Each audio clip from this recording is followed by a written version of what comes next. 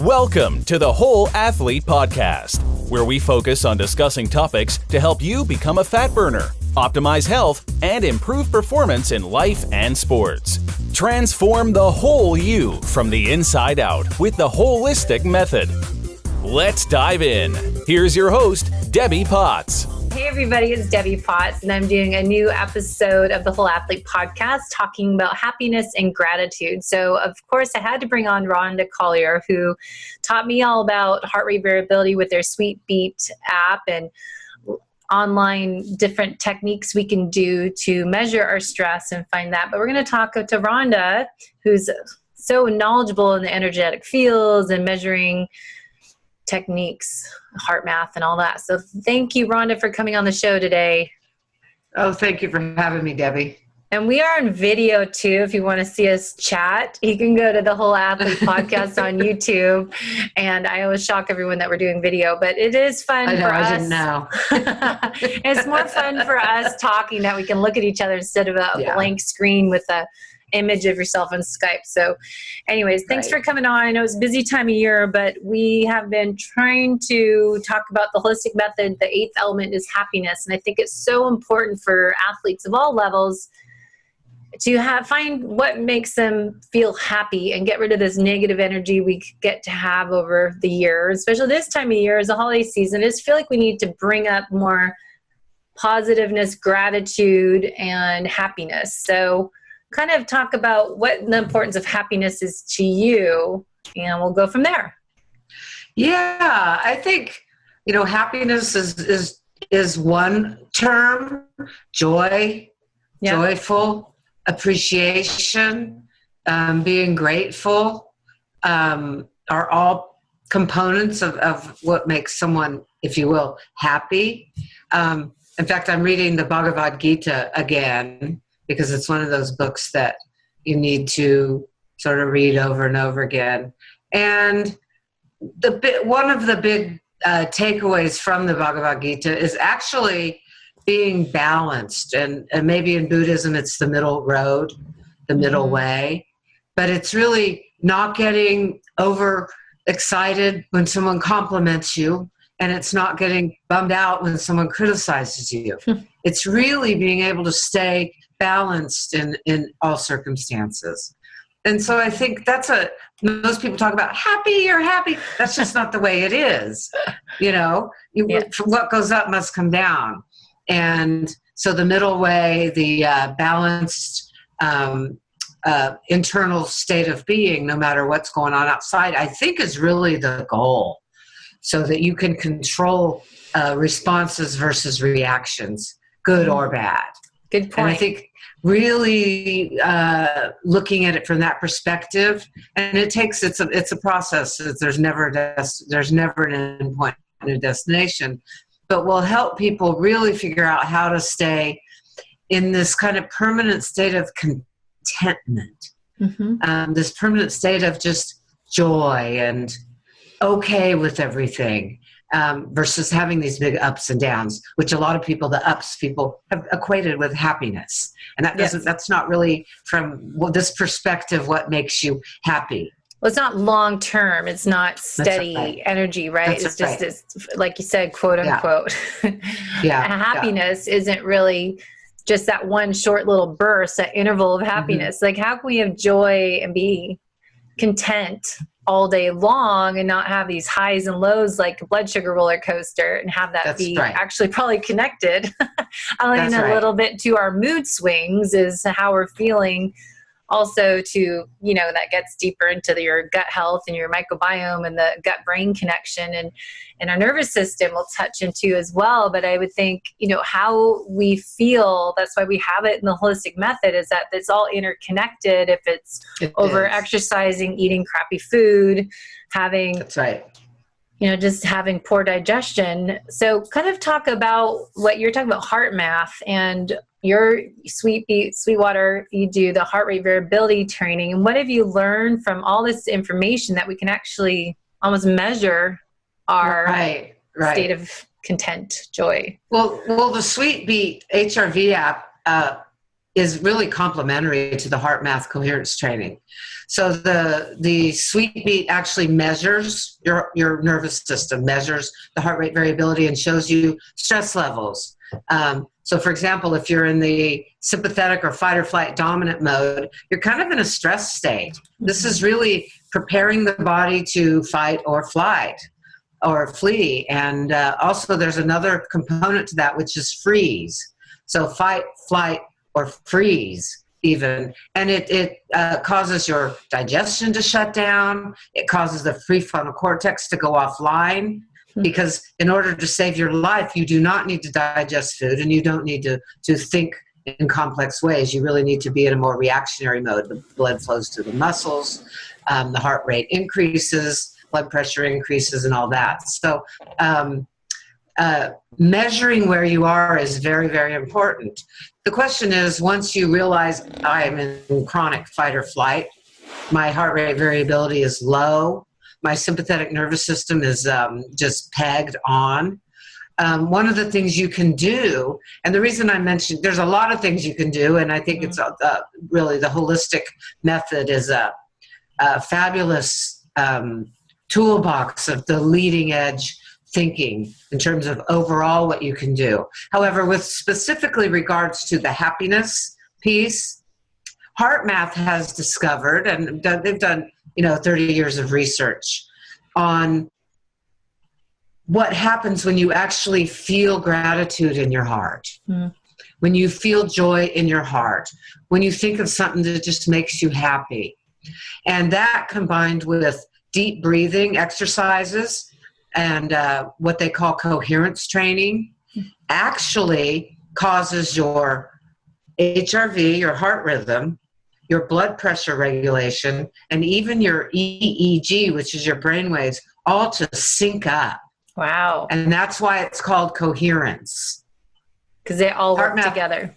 They all work together. And what they've learned is that when you have joy and gratitude in your heart, that it contributes to this coherent state of all your body oscillators. So what you can do is when you find you're in chronic stress and you want to kind of expand also your joy and your happiness, is to go ahead and do some HeartMath coherence training. And what it also does is it creates a new reset point in your nervous system. So they've done a ton of studies, and you can go to heartmath.org, which is their nonprofit research arm of the HeartMath company, and tons of research showing that it actually resets the nervous system. So things that used to bother you don't bother you anymore. Wow. And what kind of training is it, or what do you do? You said coherent training.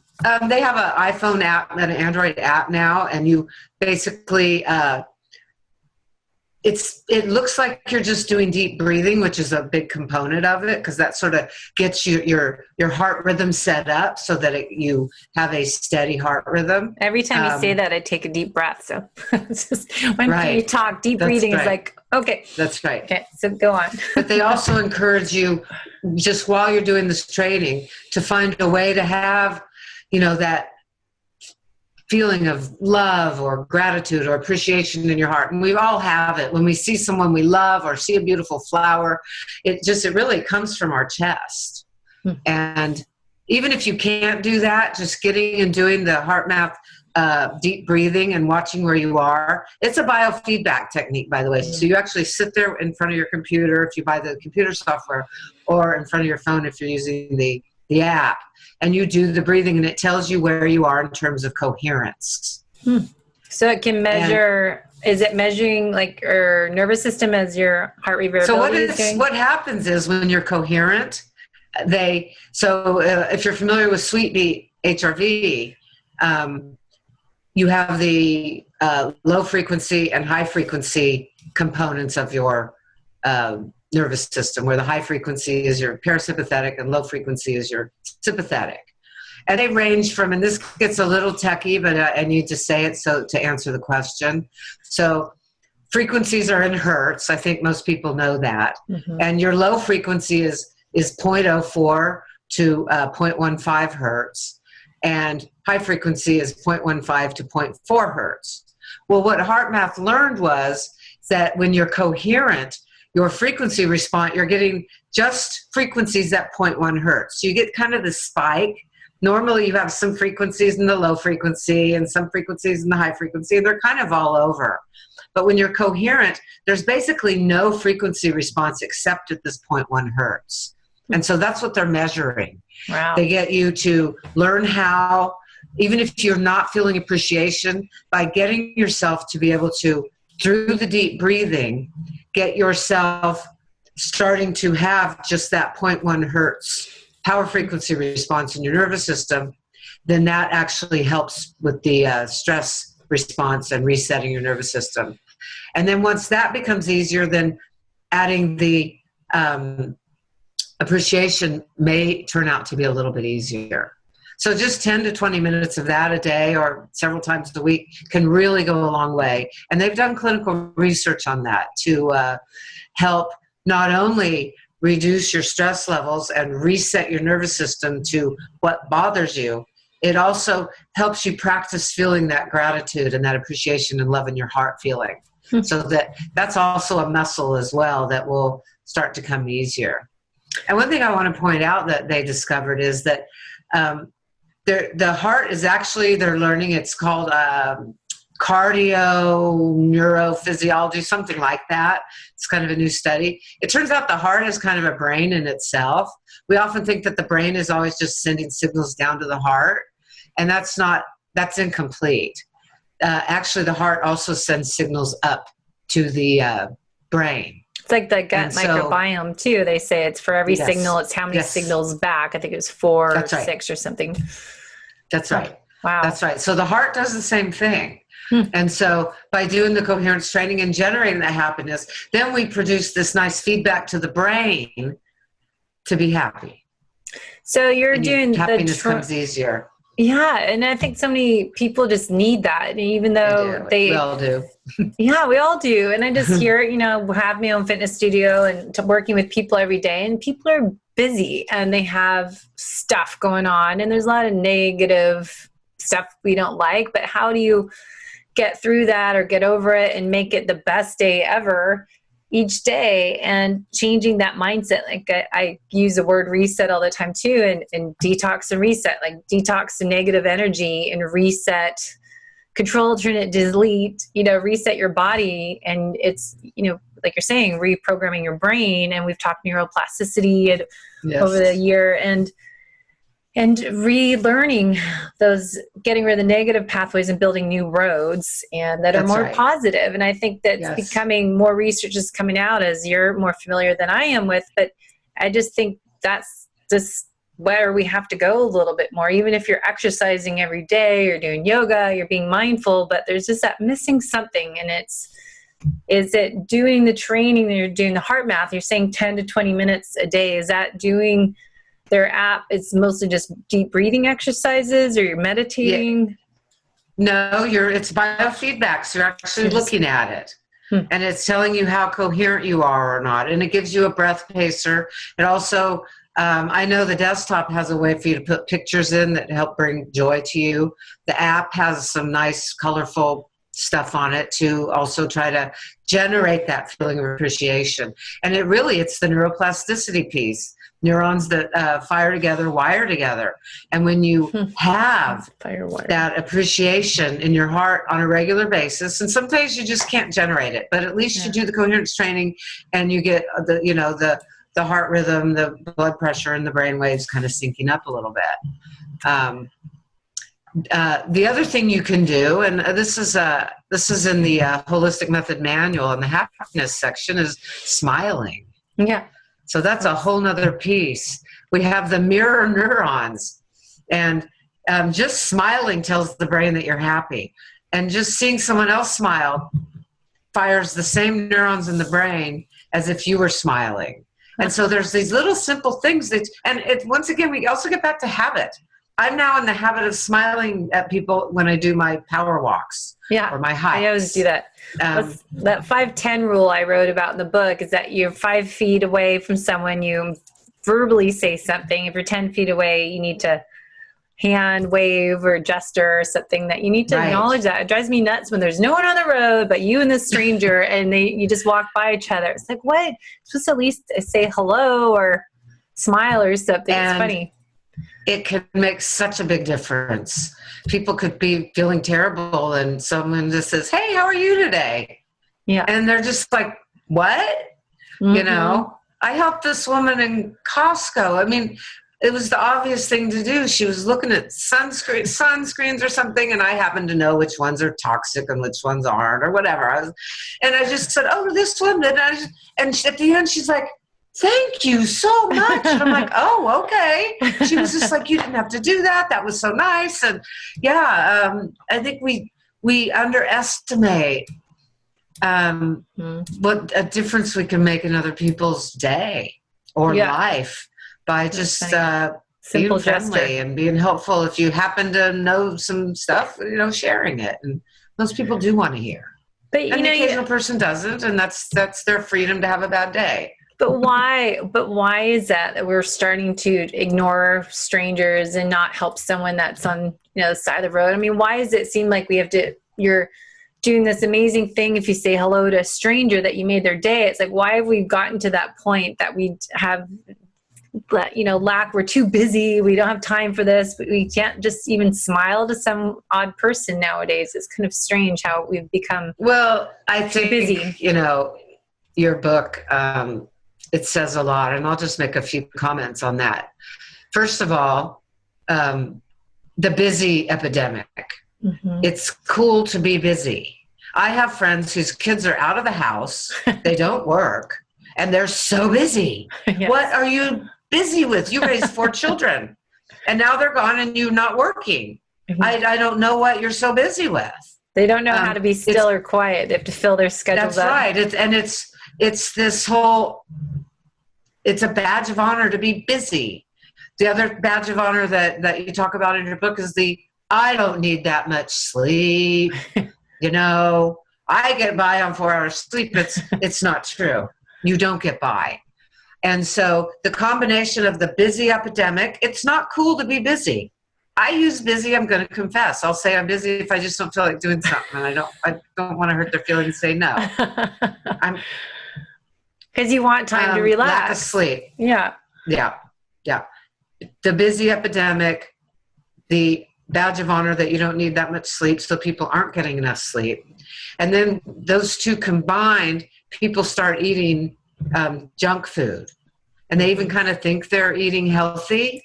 And so all of this together just like has you in, you're kind of in this collapsed state. And so why would you smile at a stranger? You're kind of feeling like crap, and your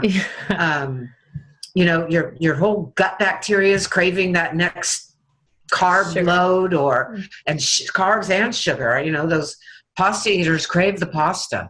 They have to have it. And you're not sleeping, you're not recovering, your nervous system has no time to recover, and you've convinced yourself that you're so busy. Mm-hmm. So that's why, plus all the environmental pollutions and toxins and everything the government's doing that they're denying, GMO, you name it, is making us sick. Yeah. And it's making us not care about each other. Well, it's sad that we have to have these apps that teach us how to be appreciative. It's like, we need an app that tells us how to sleep. We need an app that tells us how to appreciate our life that we have, that we need to smile and learn how to be joyful. It's just kind of sad that we have to have an app to do this now. I need to learn how to do it. But that's, like you just said, the reasons are because it accumulates of different sources of all those different elements combined are just toxic to your health and to your well-being. That's right. And so people could get caught up in it. And then neurons that fire together wire together. I like that. Got to hashtag that. You start being this person that's too busy and then, often we have to have a big crash and burn, as you would know. Yeah. Even though yours may not have been attitude issues, but, people get to a point, I know I've been there, where I can't stand myself anymore. Eckhart Tolle talks about what really caused his ego to collapse. If you haven't read The Power of Now and The New Earth, they are just must-reads. They're so well written. They speak to our human soul on the reality of ego, pain body, and all that. But Eckhart Tolle had a complete collapse of his ego when he was laying in bed. I mean, he was so anxious he was considering suicide. And a thought occurred to him, and on this terrible dark night of the souls for him, that he can't stand himself anymore. He can't live with himself anymore. And then he thought, who's the me that can't stand me? Are there two of me? You know, and so thus he had a complete collapse of the ego and is now able to articulate this. But a lot of people have to get to something really bad before they'll even go get the app, you know? And so what you're doing is helping people start to learn about it before they get to that point, and sort of start pointing stuff out and kind of the science behind it. And people really want to have it validated by science. And, you know, they also want the pill. You know, people don't want to do any work. They want the pill. Yeah. But at least changing eating a little bit, once you clean up the craving, sugar and carb craving gut bacteria, then, you know, eating healthy is kind of a pill. You actually start craving the greens. Yes, I know. It's crazy how that works. I know. And you feel better when you eat better. You just feel sluggish and tired and make poor choices. When you put crap in, you get crap out and energy-wise. So that's right.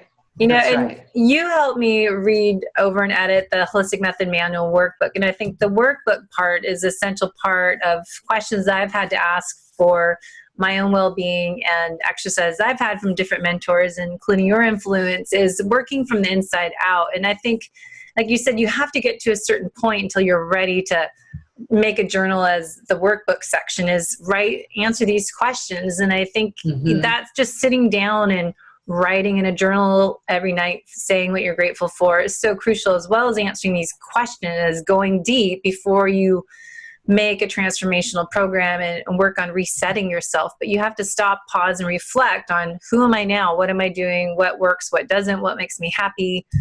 Who in my life does not make me happy? You know, look and reflect in all areas of your life and your personality to really change all this, as well as, you know, doing the HeartMath and doing the Sweetfeet app. But I think you have to take some time out, you know, go somewhere by yourself for a day, or sit at a coffee shop, or go sit on a beach or a park and reflect. And think this time of year is great as the new year comes along. And I know we do a whole roadmap for the year for my business mastermind group, but I think we need to do it personally and reflect on yourself. Absolutely. And you said something that I want to point out that's important. You said that person that doesn't work for me. We're really looking to find happiness from within. And that goes back once again to the Bhagavad Gita. You'll never find happiness outside of yourself. Mm-hmm. Happiness can only be generated from within. Granted, you can draw boundaries, and if you have options, not surround yourself with toxic people. But the real problem is people think that they're going to, this relationship's going to make me happy. A lot of money is going to make me happy. This, that, and the other thing out there is going to make me happy. Mm-hmm. And it's just not true. All the things out there will show up once you're happy inside. And that's where, when it comes from inside, then you're less influenced by events from outside, either through compliments or criticisms. Either way, you'll stay kind of in this balanced state. So talk about yours, the Sweetfeet Life app, and how that can relate to having more appreciation for yourself, more that gratitude and joy and happiness and smiling. How does a simple 3 to 5 minute exercise help towards finding that appreciation? Well, that, once again, that's sort of the 3 to 5 minute exercise is, well, the 3 to 5 minute session. It's actually about 3 minutes that you do in the morning. And I'm going to point your listeners to Daily Beat, HRV. It's another one of our apps. And it is actually more for the layperson that doesn't want to see numbers. It has nice charts. It shows you where you are, like in a quadrant, compared to other people your age and gender.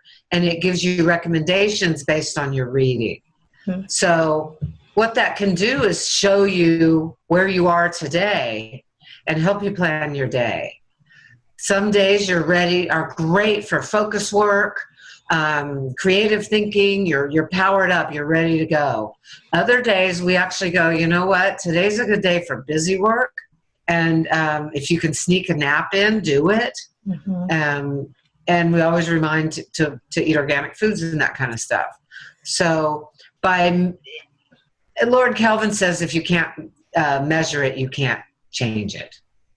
And so by measuring your internal state, you'll see whether there's a problem or not. And remember, I say this every time I talk to you, but I think it's worth repeating, that the brain is a giant pattern matcher and filter.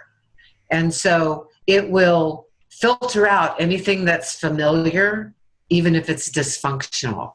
Yeah. And so by measuring your HRV, you'll be able to see where you really are. You may go, I'm not stressed. We've had people go, well, I'm not stressed.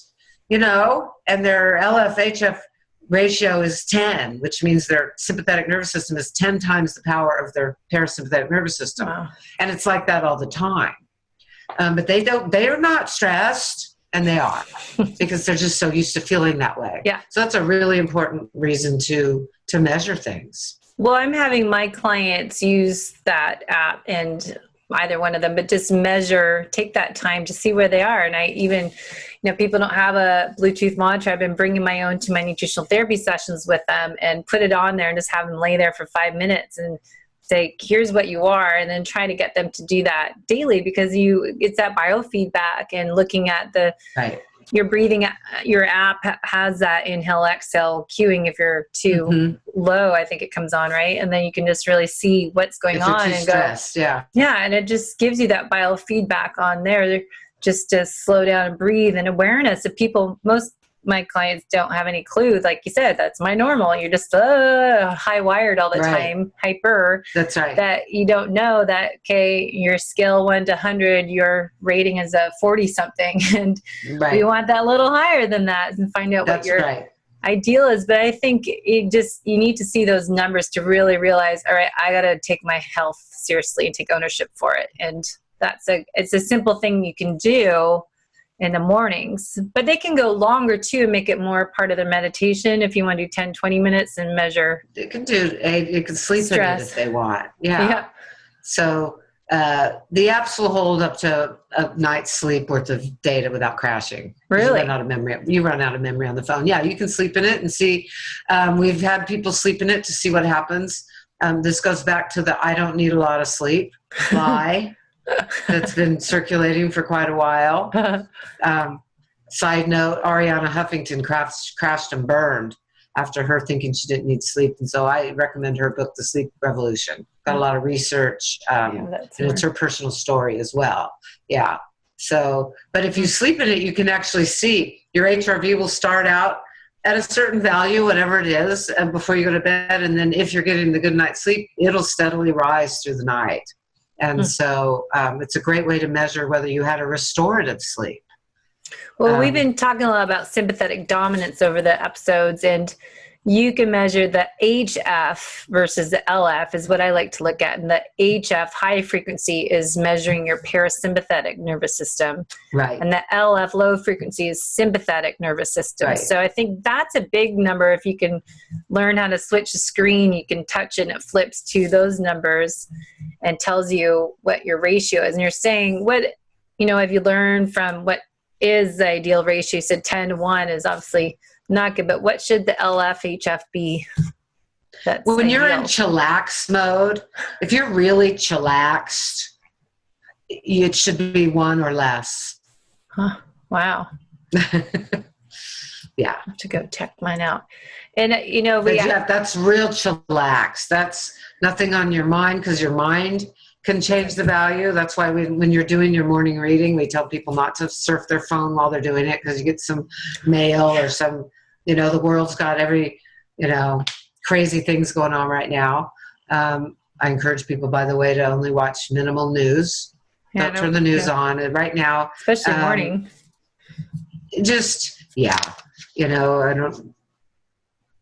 I don't want to go into it. A lot of it is fake. A lot of it is sensationalized. Yeah. But it's out to scare you. So just don't watch that much. But my point is that just thinking and watching can change your HRV. So a true chillax, you've been in Hawaii for a week, you've been diving and snorkeling and cycling and hiking and just relaxing.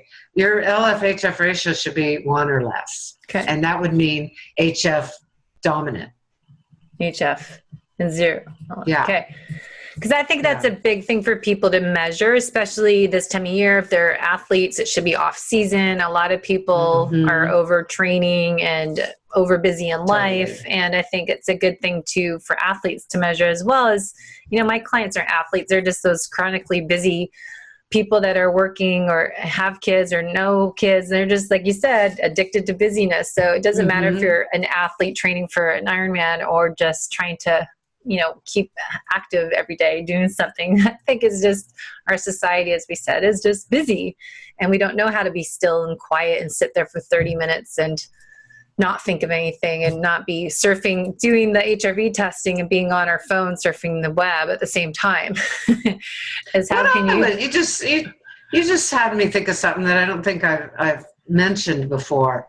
I would ask your clients and your listeners to, rather than try to be still while they're sitting, observe the anxiety. Yes. Just when you're sitting there, rather than go, okay, I can't, and go, okay, wait, it's me out here observing the anxiety and going, well, wow. And then you can start having a say over the anxiety once you observe it. Yes. Yeah. Because people have anxiety. It's chronic. It's just a epidemic, which is why they can't be still, anxious to get somewhere. And I'll find myself driving and go, get out of my way. And it's like, wait a minute, I'm not in a hurry, That's just conditioning. Yes. And I'm conditioned to not want slow pokes in front of me on the road, I did that yesterday. I'm not in a hurry. Yeah. There's a grandpa driving in front of me that they were going like 20 miles an hour and 35 down the hill. I'm like, are you kidding? Come on. I'm like, wait, I've got time. I keep hearing myself going, really? Really? So, as much work as I've done and as balanced as my HRV is, I still do it. It takes a lot of habit. No, like I said, it's a journey. There's no destination. It's a spiral. And just when you think you've conquered something, then years later you're up on the spiral and it comes back. It's less, but it's still there. Keep learning too. Right. I think it's the key things are the breathing, and we've talked to Mio-Energetics, these energetic oils. I'm going to send you one, but the vagal tone is just so amazing to put it on just on oil, and you think it's nothing, but I've got all my clients using them. You take a deep breath in and it's like, I feel just drugged. You just feel so relaxed because it just shifted you from that just little reset. It does. button. What's the gland it affects? The vagal. What's the vagal nerve? Is it the pituitary gland though? Because there's a specific one in that axis that the aromatherapy affects. I'll have to look that up. Yeah, I think it's the pituitary. It's not the pineal. It's one of the P's. But the aromatherapies actually go straight to that.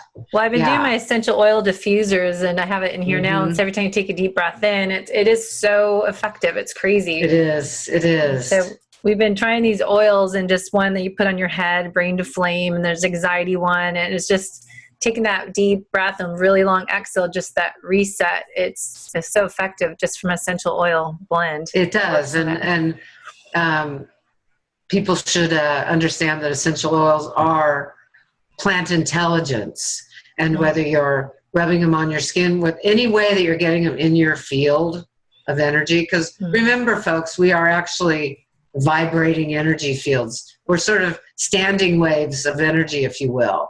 We're mostly empty space. This is physics. This is a fact. This is all an illusion. And so anything that you bring within our energy field, whether you rub it on your skin, smell it, or even ingest it, though you do want to be careful ingesting essential oils because they're powerful, will make a difference in your field. Yeah, I've just, really testing them out with clients and having them use these oils. And people are like, I don't want to try that. What's that going to help me sleep better? I'm like, just trust me. Don't think about it. Just do it. And everyone is just amazed with the difference. But I think it's just that's awesome. Part of it is just stopping and breathing and letting that, being open to that too. I think there's something. Well, you just nailed it. It's being open to it. Like you said, people go, oh, no, I don't want that. And it's like, why not? It's lavender. It smells great. Or it's peppermint or it's eucalyptus or whatever, I just had peppermint roller stick and I was rolling it on my clients. So like, what does that smell? It smells peppermint so good. And then I was wiping it on everybody. And I'm like, that's so nice. I know, right? So good. At the end, people really do like it. Yes. So we're already running out of time. That goes so fast. But what website do we send people to get more of you got all these different apps out over the years, the Sweetfeet Life or the Daily Beat and the HeartMath. I'll post that in the show notes. Yeah, definitely. Just go to www.sweetwaterhrv.com and look for the library, and we've got a ton of information there. Good. And we've got good information on your book or the app in our book. The Holistic Method Manual Workbook will come out soon on Amazon. And that is good explanation of everything you talk about. We put in the chapter on stress and a little bit in happiness too is on there. But I think you explained it so well on the podcast over the years. I think it's just something we have to continually learn and remember to go back and do these simple activities in the day to help be happy and find appreciation. I like the word appreciation and being open and finding joy. And like you said, smiling and laughing. And it's so therapeutic, and happiness is something, but it's finding joy in each day that you live, and appreciation for it is so more beautiful, so to speak, that just find it is happiness. And I think really, the point is and your listeners are driven. Otherwise they wouldn't be here and be working with you. Make it a habit. All these things, to smile, to spend a few moments in silence, even if you're just observing your anxiety and watching your mind going, I gotta go. Nothing's more important than peace of mind. Yeah. Because life is not worth living if you don't have peace of mind. That's the truth. Good point. If you don't have it, that's a little difficult. Yeah. So, well, thank you so much for coming on the show today. And then we'll get this book. Book we're finishing up having review one more time before we post it on Amazon and get it out. But just so much information here that you've shared, as well as from other people we've interviewed over the years. And I'm excited to get this out by the new year. So this is a great manual, folks. I highly recommend you getting it. Really. Well, thank you for going over it. I started standing every hour. After this book on the movement section. I know, isn't it truth? So thank you so much. Thanks for listening to the Whole Athlete Podcast. If you have any questions, feedback, or topic suggestions, let us know on Facebook or at wholeathletepodcast.com. You can help us continue and grow by leaving a review on iTunes. Thanks again, and see you next time.